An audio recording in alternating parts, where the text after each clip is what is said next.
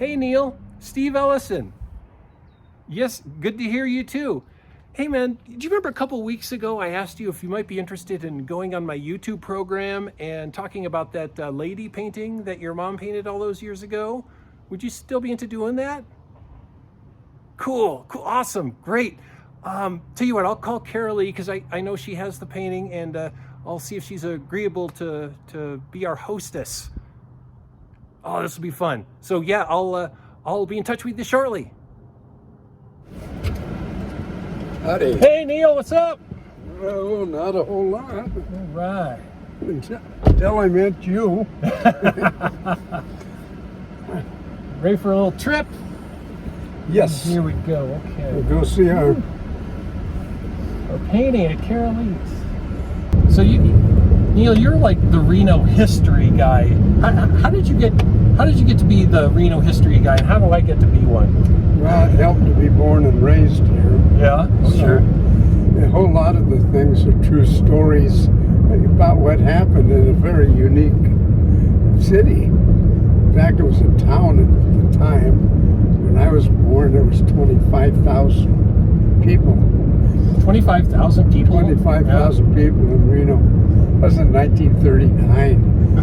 But after World War II, the population expanded up to 32,000. A lot of the troops that came through, either coming or going on the railroad, they stopped, and they were treated like the guys that they were, the most important people that we had going for us. Absolutely. They were fighting the war, but they loved the atmosphere and the friendliness. And I got a whole lot of them came back and live here.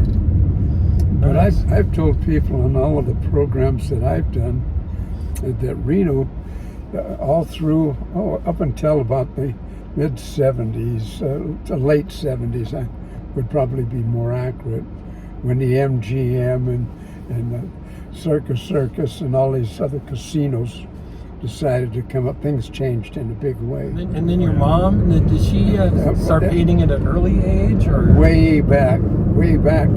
But here's the fun part of all of this, where you got into the photo store. And how that all began is my dad, he decided that he needed to take up photography, and of course he taught my mom all about it, and they're both fantastic photographers. But my dad did all of the aerial stuff that you'll see. My mom wasn't real big on that. So Mom, she always was a hell of a painter, going way back when she was a teenager. But here she is working with Dad as the co-owner of Modern Photo. And so during the war, there's all kinds of stories that go with that, with the camera girls and the rest of it. Awesome. So we made it to Carolee's house, and there she is. And this is the painting that your mom painted. What year did she paint this? 1948. And what were the circumstances? She was a fantastic portrait artist, but this was the age of black and white photography. Mom would always take pictures of everybody and then use that to go ahead and get all of the rough in and a ton of detail. But when it came to the skin tones, the color of people's eyes, how white were their teeth, any of these kinds of things. Did the mustache, was it black, was it, whatever. You wanted to get the colors right. But she didn't want to have people sit forever. And that would have taken a long time. Sure. And there were some very busy and important people that wound up coming up and sitting just for that. Now, she was a portrait artist specifically, or? Specifically a portrait artist. She just did tons of them. Nice. Yes.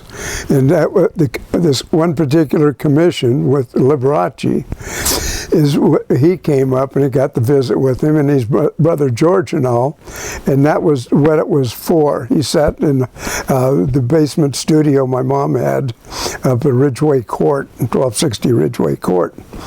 Well, a piano player that was running the night circuit was into modern art, and he's come out and he says, well, that Mildred Cobb is no artist at all.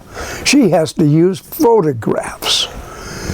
So that really ticked her off because it got out in public, and people come back to her and says, you know what Eddie Starr said? Says, well, let me just take care of that. My mom was 5'2" when she was in her 20s and 30s. She was a petite little lady, but you didn't want to tick her off. Oh no! and being this attack on her, and not being an artist because she used photographs. She went ahead and cleared out all of the display stuff on the wide window and the counter where we had all these cameras, movie projectors, all of this stuff. Modern Photo on 2nd Street, right? 2080 2nd Street, where the Calneva's expanded into now. Used to be there. Well, she went ahead and cleaned that all up. My dad said, what are you doing? I said, not to worry. First thing you know, she'd come in with a great big old canvas, this size, that's behind us, exactly this size.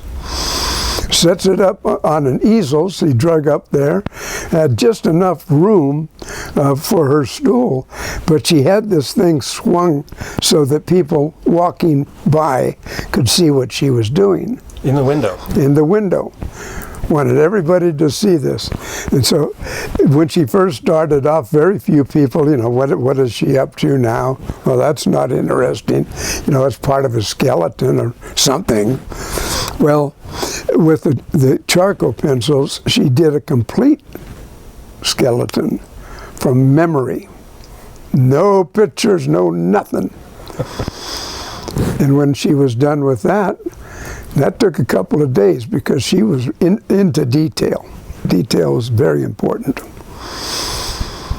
She went ahead and started on all of the tendons and all of the muscles, the teeth, everything that could possibly be there that she could put in and have in the right place.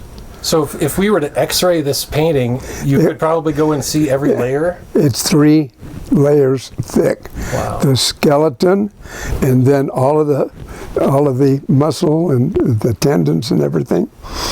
Everything was there. Then she went ahead and prepared it so she could go over the whole works, because she'd done one over the other then. I think that she did the muscles and stuff with pastel. She did a lot of portraits in pastel. But to get the color in there, that dark red with meat, yeah. And more people were stopping by, you know, seeing, okay, she built a whole skeleton. Now what's she doing? And my God, she put all, and then other people are coming. First thing you know, there's a crowd of maybe 5 or 6 people that are standing out in front, just standing there watching the whole thing. There got to be more people when she started to put the girl on top of all of it, because everything went. And so here was this beautiful girl, long red hair, very, very bosomy. Just a pretty woman, plain and simple. And I should stop you there. She is all woman, viewers, and she's all there. We just don't want to run afoul of YouTube's policy, but it's a beautiful painting. But go ahead there, Neal.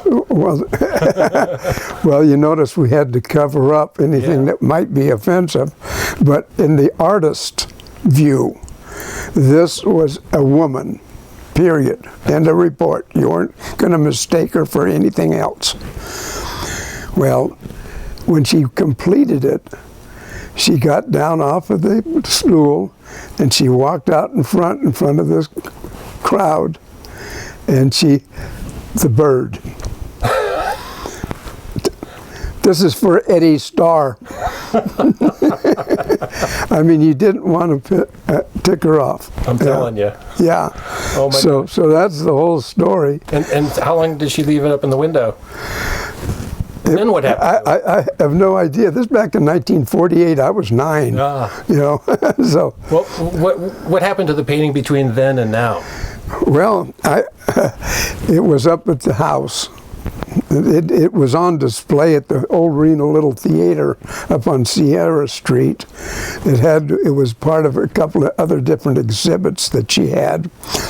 And then she just, you know, kept it. Well, when Mom passed away, I fell heir to it. Okay. And what am I going to do with it? Almost a life-size nude. Yeah. You know? So I've got it, my shed up at the 1135 Ralston. Then we moved out to Golden Valley. Well, look, we got a whole big shop up in the rafters, so this is where it fit. So if she was up in the rafters. And I told this story to Carl Breckenridge, and he printed it in a column. And so he got talking to Carly, and Carly says, where have you got it? And I says, well, I'll take a picture of it and I'll show it to you. And so I did. And when she saw that, she says, Neal, you can't be doing, I could have got a way better place than that for it. This is absolutely beautiful. You can't leave it up there. And she badgered me for probably the better part of a year. In fact, she made me a real nice vest. There was the Sanborn maps of Reno, real early stuff. Nice. It's a real neat vest. I bet. And I loved wearing it. But she was ever so good to me. Every time she saw me, I got a big hug and everything. Well, you know she was up to no good. Oh, yeah. So, but the womanly ways, I says, okay, you definitely appreciate it. So I'll loan it to you. Nice. So she's the caretaker now. She's the caretaker. Okay, great. And when I pass, she's going to be the owner. So. Awesome. She was over there. Oh, there she is over there. Yeah, there was a fist pump when I said that. Well, that's, you know, you have something like that, and if it can be appreciated and seen for what it is and appreciated for what it is, and go with a fun story with a dynamite lady that created it. Yeah. You got the whole package. Absolutely. So cool. Well, thank you, Neal. Yeah. That was an awesome story. My pleasure. And she's in good hands here at Carolee's house. Yes, it is. Absolutely. Cool. All right, the heck with it. You want to see the painting? We'll show you the painting. Rules, schmools.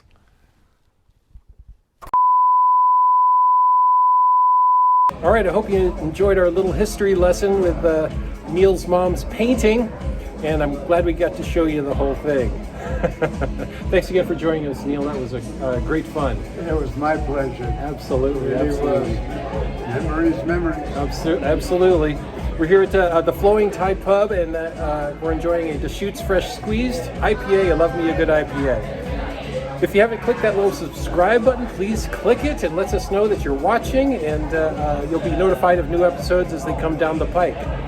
So as Harold Smith Sr. of Harold's Club always said, I'm with you. Cheers!